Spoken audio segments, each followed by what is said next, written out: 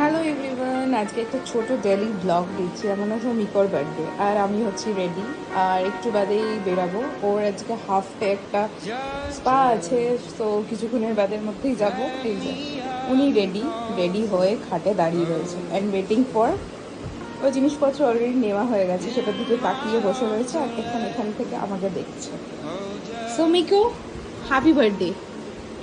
এই যে সুন্দর করে হ্যাপি বার্থডে উইশ করলেই চেটে দিচ্ছে। Shake hand, shake hand, shake hand, shake hand, shake hand করো। করছে না, একদমই কোনো ইচ্ছা নেই, বাইরে যাওয়ার ইচ্ছা আছে ওর, তাই না?